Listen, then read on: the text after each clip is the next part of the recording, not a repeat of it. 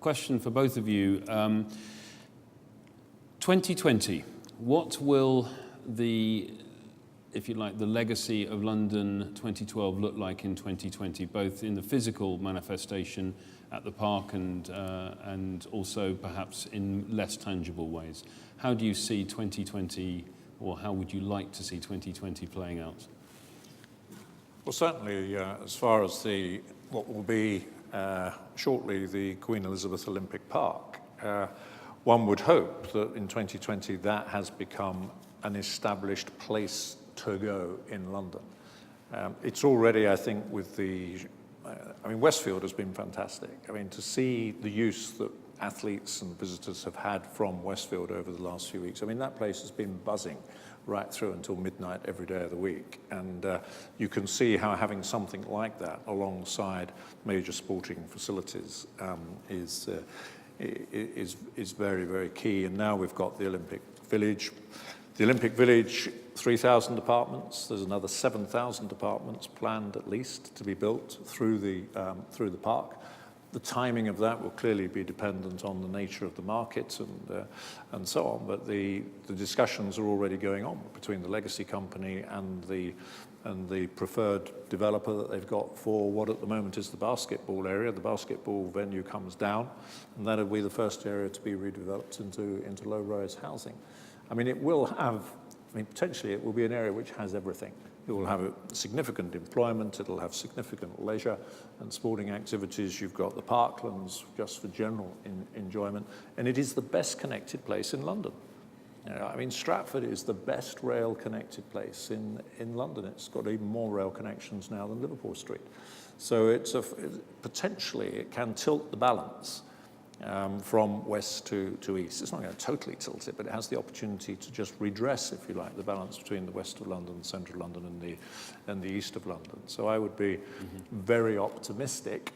The challenge, in a way, as Jeremy has just said, is that it now requires ongoing leadership, political leadership, to ensure that those investments take place. That, in fact, in the short term, we get the park handed over as quickly as possible back to the public to use. And that the investment then keeps rolling, and that will require political leadership. There's no doubt about it. Jeremy? 2020. 2020. Could I answer the question by asking a question? Uh-oh. Depends. Could I just ask, has anybody heard of international inspiration? Yeah. Okay, so it's very interesting. 3, 4. So here's a program that actually we've not portrayed very well. And earlier today, I heard, is there business in sport? When I was at school, there were 3.5 billion people in the world, and today there's 7. There are no end of customers. There's a complete shortage of leadership. And one of the things we decided to do within the Olympic program was to go out and get 10 countries signed up to introduce kids to sport. And our target was 5 million children and 10 countries. So far, we've signed up 20 countries, and we're at about 13 million children worldwide. And when I say to you things like 17,000 children a year die in Bangladesh from drowning, do you think it's important to teach children in Bangladesh to swim? And so far, we've taught 80,000 people to swim in Bangladesh. That never makes the headlines.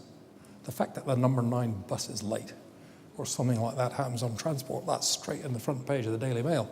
But all this sort of stuff, my vision for 2020 is that somehow we capitalise on the good things that this country has taken upon itself and delivered this summer. That, we create a platform for future business, for us as a society, for sport worldwide, that we represent our country better, that in effect we stand up and apply a bit of leadership to the world and to sport. And, we continue to build the brand of the Olympics, a kind of can-do attitude, positive stuff rather than negative stuff. That's almost how we began the day with Hugh Robertson, talking about the power of cross-party political support. And there were almost a legacy to be learnt from what has been achieved with London 2012 for other projects outside of sport and outside of the Olympics. Okay, we have an opportunity for one or two questions. I know it's late in the afternoon, but we have one here from Chris, and looking around if we can have a second one lined up. There you go, 1, 2. And one there. Two short-fire questions. Chris Daniels from Lloyds Bank. So, John, has there ever been discussion about just opening the park for a short period of time, post-games, just for people to go in and look around for a week? Because that's a comment I get from a lot of people. I haven't been able to go. I'd love to see the park. That's question one. And question two to both of you. There's quite a lot of discussion at the moment about creating a sizable legacy fund for kind of sport for social change, for projects across the whole of the UK. What's your view on that, and who should own that, and how should that work, and is that something that's feasible? As far as the first question is concerned, I mean, my answer is going to be a second-hand one, because as the ODA, what happens to the park immediately after is not our responsibility. But the quick answer, I'm pretty sure, is that there was a discussion. It wasn't a very long one, and the answer was no. And I think the reason the answer is no is because LOCOG's overlay is probably 90% hired. And therefore, within LOCOG's budget, getting that park stripped out as quickly as possible is key to them containing their budget, not exceeding their budget, and they will not have allowed for the park to be sort of left as it is on, if you like, the last day of the games for another fortnight for everybody to sort of come in and have a look. I mean, the venues around here are already being stripped out in the Mall and so on, that will be, so the park strip out will take place sort of 1 minute after midnight on Sunday, and will take 2 months. I mean, LOCOG are planning to have the whole lot cleared by the end of October. So nice as it would, and many people have said to me, oh, can we come in and have a visit after the games? The quick answer is no, I'm afraid you won't be able to. George is looking at me as though I've put my foot in it. So is there another element to this that I've missed? No.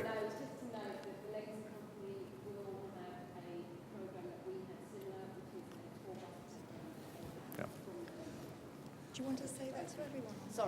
Sorry, just to note that the legacy company will have a full tour bus program, as the ODA did, from November. So when they officially hand over the park to the legacy company, they will launch. But I didn't want to really bust their bubble, but you're the first to know that. So don't spread it, because I'll get in trouble. Okay, thank you very much. And the second part to the question, if you can remember that? The second part was, about money in sport. Well, I mean, we've already seen the government sort of confirm that it's going to keep the funding going by putting, I think it was another 550 million towards the sort of budget for 2016. The issue there, of course, is that a lot of that will go to elite sport, of course, in sustaining the performance which we've achieved. I mean, the dilemma, of course, is you do very well in Beijing, you do very well in London, and then everybody expects you to do as well, if not better, in Beijing. And as Australia has commented, I'm not, it would be wrong to sort of say whether they're right or wrong, but certainly the view from Australia is the reason that they won lots of silver and not so many gold is that their funding was cut back after the Sydney Games, and that meant that they weren't able to develop and keep pace with what was happening elsewhere, so they didn't get so many gold medals. That is important and that is inspirational. But clearly the bigger issue, I think, is what happens about school sport, what happens in terms of wider community sport. And again, I mean, frankly, that is largely outside of the sport which is sponsored by companies, and clearly companies may well feel off the back of the Olympics that there is more to be had by supporting sport locally, and maybe you'll see more local sports sponsorship. But the degree to which local authorities are able to fund going forward, I don't think we should pretend at all is going to be easy. Everything we hear is going to be an even tougher spending review next year than the spending review we saw last time. So the pressure on local government is going to be immense, and sport is undoubtedly going to take its place in the queue along with health, education and all the other things which people regard as absolutely critical. Jeremy? For elite sport, money equals medals. That's just the basic truth. One of the interesting things is not so much the money side of it. I think one of the great successes of the last 6 weeks has been these guys called volunteers, right? And everybody said, well, the games maker's fantastic, you know. And what about all these volunteers? And LOCOG had about 250,000 people register interest, interviewed 120,000, selected 70,000. And there's a guy called Charles Allen, who's on the board of LOCOG. He's agreed to go into the Cabinet Office, and we're creating a program called Join In. And it seems to me that if the volunteering aspect could be made successful on the back of an Olympics, that would naturally create an environment where the access and the availability of sport in schools and communities would get better, right? And that would be a good thing. I think at the moment, if my numbers are right, something like just over 15 million people in this country over the age of 16 say they do sport once a week, right? And that number has been slowly increasing. But kind of where most of us probably did sport at school and then maybe at university, and then after that, kind of it all comes to a dead stop. You know, creating an environment where we can continue doing that, you know, in sport is probably the thing that we need to achieve. Is that money? I think actually it's leadership and people again. Yeah. Now, in the interesting thing, talking about Charles has been running nations and regions for the last 4 years, getting the regions and Scotland, Northern Ireland, and Wales sort of linked in all the time to everything that was happening. And the Cultural Olympiad, of course, has been taking place in parallel. And we don't read very much in the newspapers really about the Cultural Olympiad. More people will have actually been involved across the country in seeing and taking part in cultural events around the country than have been involved in the Olympic Games. Mm-hmm. I mean, it's quietly been going on in the background. And again, is an example of what can happen. I remember going to the first meeting, and basically the RDAs at the time, of course, were looking to Charles, and it was, so Charles, how much money are we going to be given by central government for sort of doing our bit in the regions? To which the answer was none. Which came as a bit of a shock to them, and they probably asked that at least 4 meetings before they finally got the message that no, this is down to you guys. But to be fair to them, they then went away and applied their imagination and inspiration to what they might be able to do to get their region involved, not only in the sporting side, but in the cultural side. When there was a year to go, there were 750 different events took place around the UK on that day when it was a year to go to the Olympic Games. And it was just a demonstration of what, with a bit of sort of focus and leadership from the centre and motivation by people like Charles at the centre, you can actually get done out in the regions without actually central government having to say, here's another 50 million quid to sort of go and burn in order to do this. Use local volunteers, use your local community to get these things happening. 16 million people have been to the Cultural Olympiad. 16. To the Olympics, 10 million. There's the answer. Yeah. We didn't even read about it. Okay, so we have a question here. Quick question. It's Craig Simmons from Best Foot Forward. So I worked on the environmental strategy for the Games. But I'm not going to talk about that. What I'm going to talk about is what's made me most proud. I've been associated since 2007 with the Games, is the success of the Paralympics. It's been absolutely incredible, and the UK has done what no other host cities managed to do, is actually make the Paralympics into a sellout main event. So my question is, whenever the Olympics is mentioned, wherever it happens to be hosted, Greece gets the credibility and the promotion for its historical association with the Olympics. Is there any way the UK can get the credit, that type of recognition for its historical association with the Paralympics? Because, of course, it started here. And let's try to build on that. So any time there's a Paralympics in the future, it's the UK which gets the credibility as Greece gets the credibility for the Olympics. That probably exists already, don't you think? Yes. I think most people now, at the end of London 2012, I think people who have watched the Paralympics think, oh yeah, that was started by the Brits in 1948 at Stoke Mandeville. And the Paralympics is associated with an Olympics. But I think there is a recognition that it wasn't, invented in Greece. It was something that was started here. I think it exists. It's interesting, your question, though, because in a sense, until sitting out here this afternoon, I knew nothing about the blind the blind Olympics, sort of the way it was described. The Deaf Olympics. I'm sorry, deaf. The Deaf Olympics. So getting awareness of these things is not perhaps people involved in that would assume that everybody knew about it, but I suspect many people like myself didn't know about it. I only learned what the Paralympics meant the other day. I always thought it meant paraplegic or something like that. It's just simply parallel. It's Greek for parallel, and so. But of course, the funny thing is that they're not parallel; they run sequentially. We did plan them in parallel. Yeah, that's a very good point. I mean, and I think that is one of the learning lessons for us, and hopefully which other countries going forward can pick up. Every decision which we made, as you know, we always asked ourselves the sustainability question in terms of all the decisions we made. The other decision all the time was, how does this work for the Paralympics as much as how does it work in Games time? And let's not have this enormous conversion which needs to be done.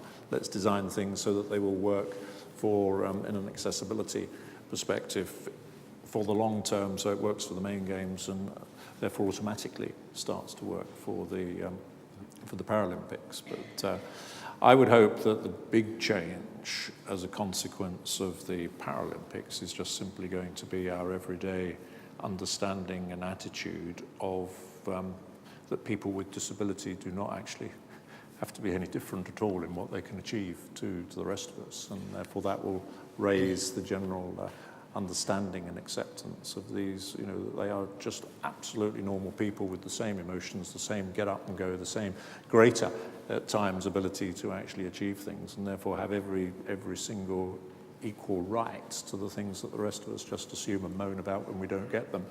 We need to understand that they are equally entitled to moan about what they don't get, and we should be seeking to support them in that.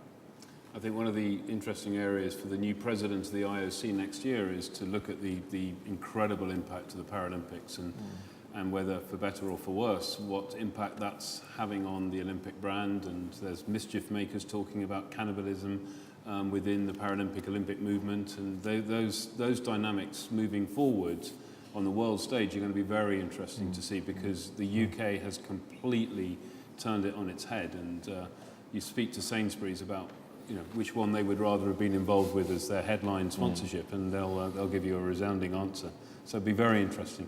We have time for our final question of the whole day. Thank you very much. Congratulations. Well done, it's you. I've been meaning to answer this question for some time. My name is Christopher George. I'm Managing Director of New Vision Abroad. I've been working overseas for many years for Lloyd's of London and other corporations. Closer? Yeah, that's it. I actually live in Stratford during the week, purely because of its close connectivity to the city, and it's much easier to move around. The Olympics has been absolutely amazing. I've noticed no disruption, or it's all been positive. But there is one area, though. I know that in Stratford, I know the whole area.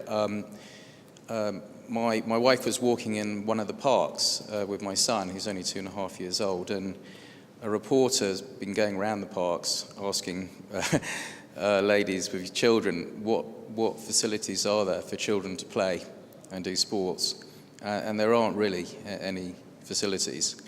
There are very few, or if any, community centres in Newham. I just think the legacy, I think it's great for the sport, but we need to engage with the younger, as young as possible. And so I know there's people here representing various legacy committees and things, but I think if they can connect with the local community, with clubs and community programs and things, then we'll have the young children learning sport from a very young age, and it'll drive Britain forward. It's just an open statement, but if you want to feed back on that, So John, it was interesting yesterday. I heard a conversation beside the pool in the aquatics between people who are clearly involved in Paralympic swimming, and they were saying we're actually going to have to get our act together.